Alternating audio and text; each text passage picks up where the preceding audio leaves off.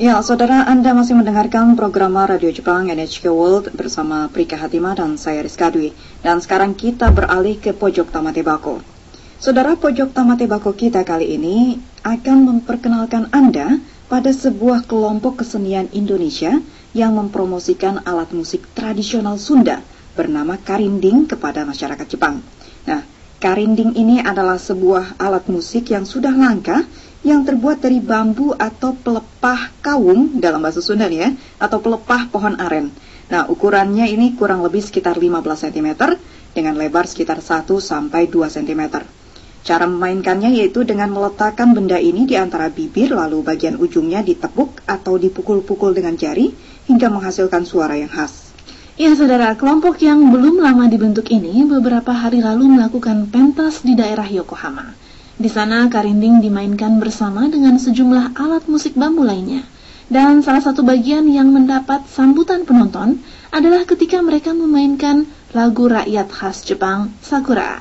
Nah, kita dengar sekilas penampilan mereka membawakan lagu Sakura, disusul dengan wawancara rekan Rane Hafid dengan 2 orang personel kelompok ini, yakni Pepet Heru dan Dani Irfan.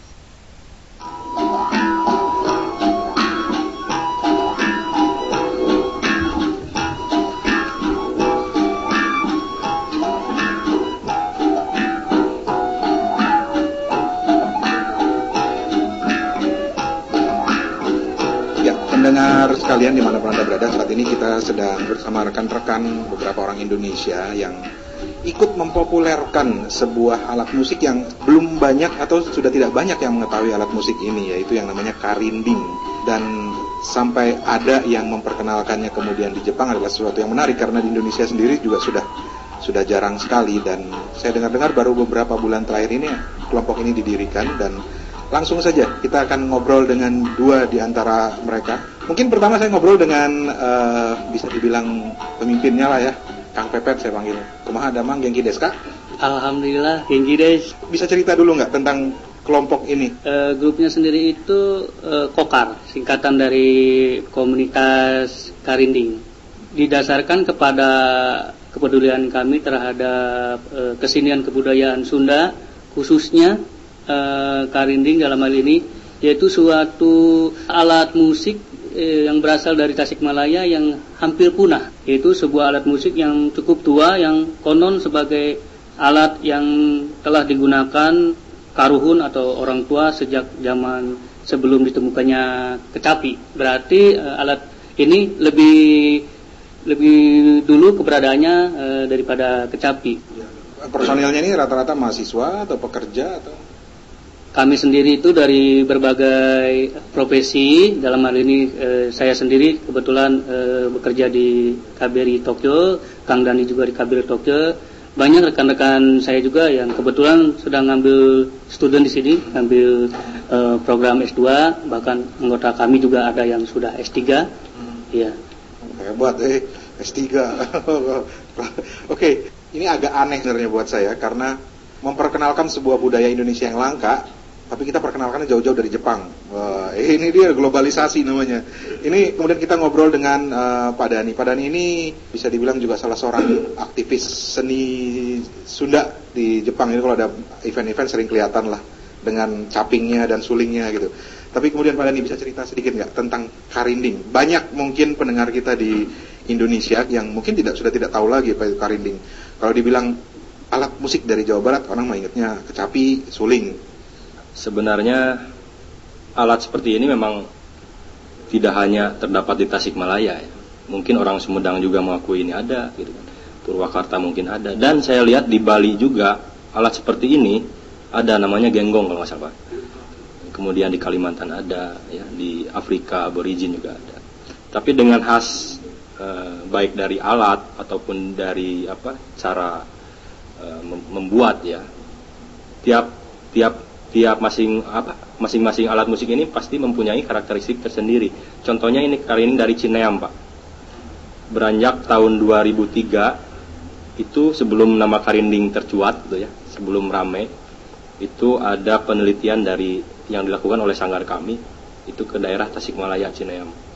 Dan kebetulan kami langsung datang ke sesepuhnya Nah di saat itu pemiliknya berpesan kepada kami, mudah-mudahan suatu saat alat ini bisa dikenal kembali gitu kan, atau bisa besar di luar negeri. Dia mengatakan ini di Jepang loh Pak, karena mungkin dia tahunya dulu zaman Jepang mungkin ya, kalau bisa sampai ke Jepang katanya.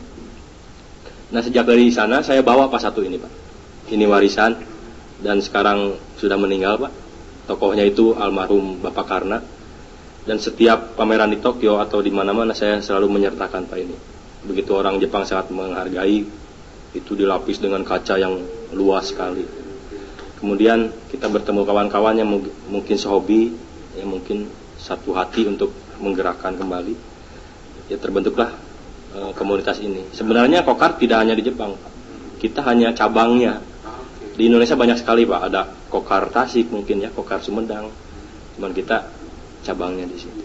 Oke, untuk memberikan gambaran kepada Anda, coba kita dengarkan. Ini Pak Dhani akan mencoba memainkannya untuk Anda.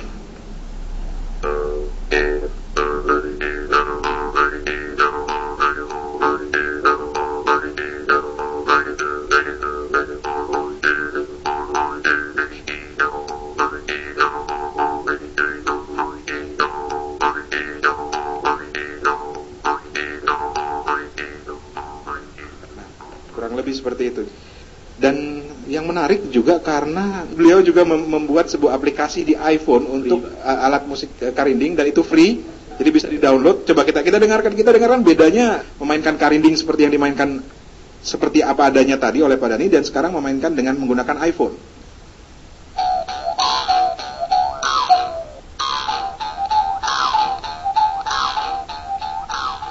Ya, itulah teknologi. Kita bisa bercerita tentang karinding dari Jepang, kemudian ke Tasik, balik lagi ke Jepang, dan sekarang malah ada di iPhone. Waduh, ini luar biasa sekali. Dan karena program kita juga didengarkan di Indonesia, di Jawa Barat ada beberapa radio, mungkin ada pesan buat mereka, atau jangan-jangan ada juga penggemar karinding yang lagi mendengarkan obrolan kita kali ini. Mungkin Pak Dhani ada yang ingin disampaikan. Ya mungkin pesan dari kami ya Pak ya. Pesan dari kami, marilah kita jaga alat musik yang menjadi satu kekayaan kita ya, salah satu kekayaan kita. Mari kita jaga bersama-sama, kalau perlu kita lestarikan bersama gitu. Kita lihatkan kepada orang, tidak caranya dengan kita bertengkar ya.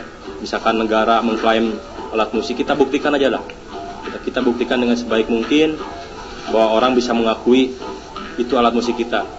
Itu aja Pak mungkin yang waktu dekat itu ya. Luar biasa sekali. Dan jadi kurang lebih begitu pendengar sekalian. Kami khusus buat masyarakat Cineam Tasikmalaya Pak.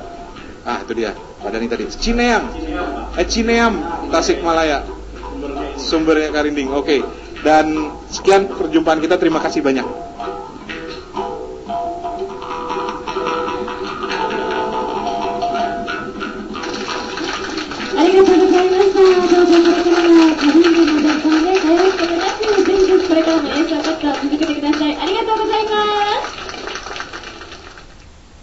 Ya, begitulah perkenalan kita dengan Kokar atau Komunitas Karinding Jepang yang berusaha mempromosikan alat musik karinding yang sudah langka ini kepada masyarakat Jepang. Nah, sukses ya untuk para personil Kokar Jepang. Dan saudara, sekian pojok Tamate Bako kita kali ini. Ya, saudara, terakhir